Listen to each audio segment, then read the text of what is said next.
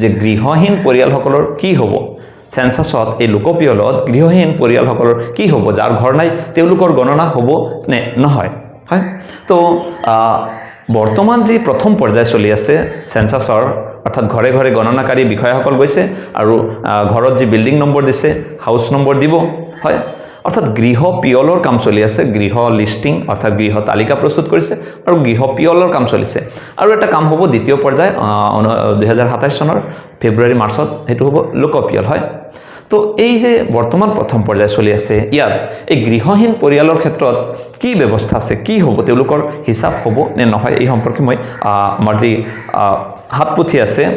লোকপিয়লৰ যি হাতপুথি হয় সেই হাতপুথিৰ পৰা মই পেজ নম্বৰ 27 অসমীয়া গৃহহীন পৰিয়াল কি আছে তেওঁলোকৰ ক্ষেত্ৰত যিবোৰ পৰিয়ালে বিল্ডিং বা লোকপিয়ল গৃহত বাস নকৰে কিন্তু মুকলি ঠাই বা আলিৰ কাষ পকা ৰাস্তা বা মজিয়া পকি ডাঙৰ নল অৰ্থাৎ হিউম পাইপ উৰণীয়া হেতু আৰু ওপৰ মহলালৈ উঠা নমা কৰা খটখটিৰ তলৰ মুকলি ঠাই বা মঠ মন্দিৰ মণ্ডপ ৰেল ষ্টেচনৰ প্লেটফৰ্ম আদিত থকা মুকলি ঠাইত বাস কৰে সেইবোৰ পৰিয়ালক গৃহহীন পৰিয়াল বুলি ধৰিব লাগিব এলোক হৈছে গৃহহীন পৰিয়াল হয়তো ঘৰ নাই হয় গৃহহীনভাৱে থাকে গৃহ তালিকা প্ৰস্তুতকৰণ প্ৰক্ৰিয়াত অৰ্থাৎ বৰ্তমান যি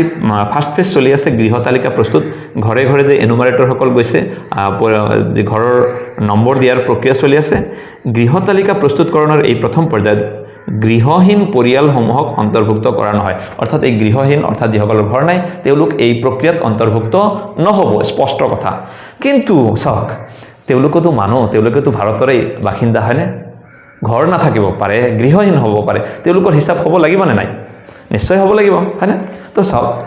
2027 চনৰ ফেব্ৰুৱাৰী মাৰ্চত যেহেতু তেতিয়া লোকপিয়ল হ'ব লোকৰ গণনা হ'ব ঘৰৰ গণনা হ'ব অৰ্থাৎ মানুহৰ গণনা হ'ব ঘৰৰ নহয় এবাৰতো ঘৰৰ গণনা চলি আছে 27ত কি হ'ব মানুহৰ গণনা সেই সময়ত সকাহ দিয়া হৈছে তেওঁলোক আহিব চাওক নেক্সট সেন্টেন্সত কি উল্লেখ কৰা হৈছে লোকপিয়লৰ দ্বিতীয় পৰ্যায়ৰ জনসংখ্যা গণনাৰ সময়ত এওঁলোকক অন্তৰ্ভুক্ত কৰা হ'ব অৰ্থাৎ এই গৃহহীন লোক যিসকল আছে গৃহহীন পৰিয়াল আছে তেওঁলোকৰ হিচাপটো কেতিয়া আহিব 2027 চনৰ ফেব্ৰুৱাৰী মাৰ্চত যেতিয়া লোক গণনা হ'ব সেই সময়ত তেওঁলোকৰ হিচাপটো আহি যাব ঠিক আছে তো আশা কৰিছো যে আপোনালোকৰ ভিডিওটো ভাল লাগিছে যদিহে ভাল লাগিছে তেতিয়াহলে মন্তব্যযোগে জনাব আৰু যদি ইউটিউবত চাই আছে তেতিয়াহলে সাবস্ক্ৰাইব কৰিব আৰু যদি ফেসবুকত চাই আছে তেতিয়াহলে ফলো কৰিবলৈ নাপাহৰিব ধন্যবাদ